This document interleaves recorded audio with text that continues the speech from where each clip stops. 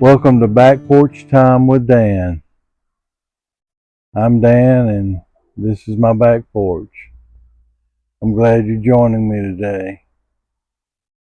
I hope you'll take time to subscribe to this channel. Give it a like if the content means anything to you. And really, most importantly, share this with others. I'm not in this to be monetized or try to have some kind of recognition. I'm just in this to encourage someone else today. It's really my heart's desire to reach someone that might be in need. Maybe you're in a wheelchair, or maybe you're suffering from a disease that's really got you down. I want you to know that there's someone else that understands and someone else that cares about your situation and wants to see you thrive and live in spite of your circumstances. I want to talk to you for just a moment about a subject that I think needs to be addressed, and that's self-talk. Obviously, I don't mean talking to yourself. I mean, we do that sometimes. We talk out things to ourselves when there's no one else around to talk to. But what I'm thinking about and wanting to take a minute to talk about is that little thing called self-talk. Those phrases we say to ourselves in our minds or sometimes out loud.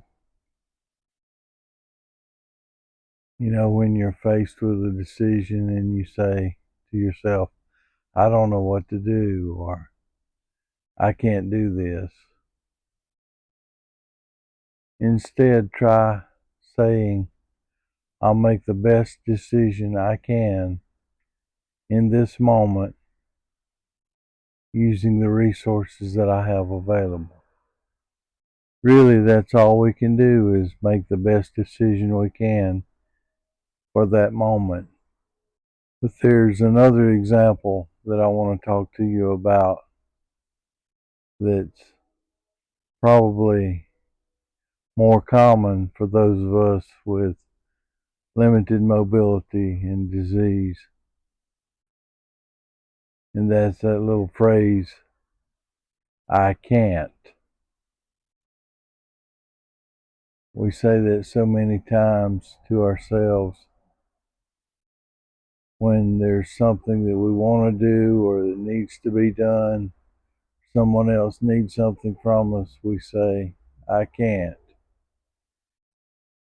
And I get as much as anybody else, I understand that we're physically limited, and I can't is truthful many times.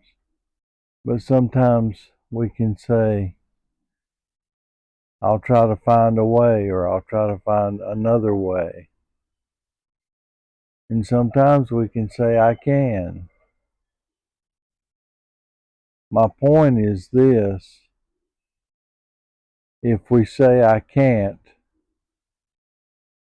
and think I can't, when really there's a way that I can, or I can do something similar, or I can do as much as I can do, then that's so much better than I can't. When we say I can't, nothing ever happens. Nothing. When we say, I'll do what I can do, I'll do my best, then at least something happens, and there's a drastic difference between something and nothing.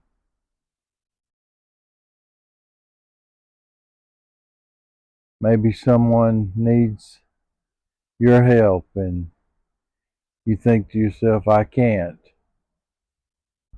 But what ways can you help that person?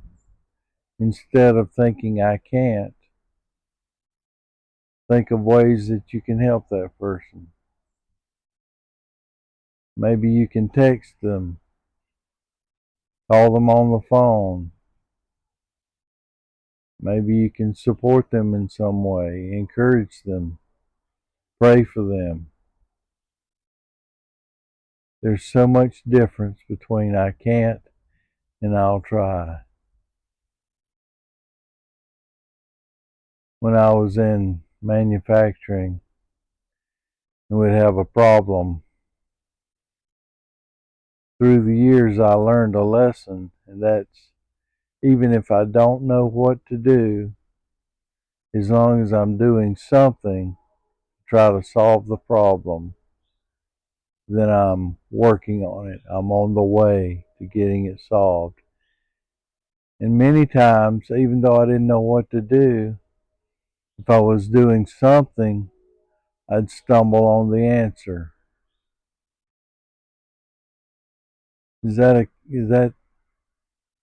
is that the case for you today?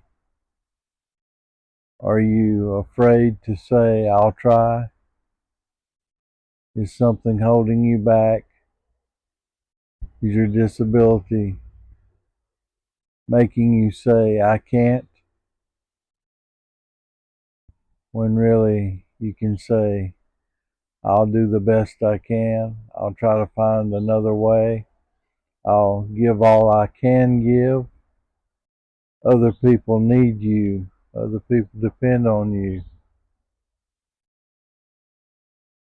And the more you give, the more they will depend. I don't mean monetarily. I'm not trying to say enable others' bad behavior. I'm saying when people have a legitimate need. Many times it's not even money related. It's emotional. The world desperately needs encouragement. That's why I'm doing this. That's why I want to reach out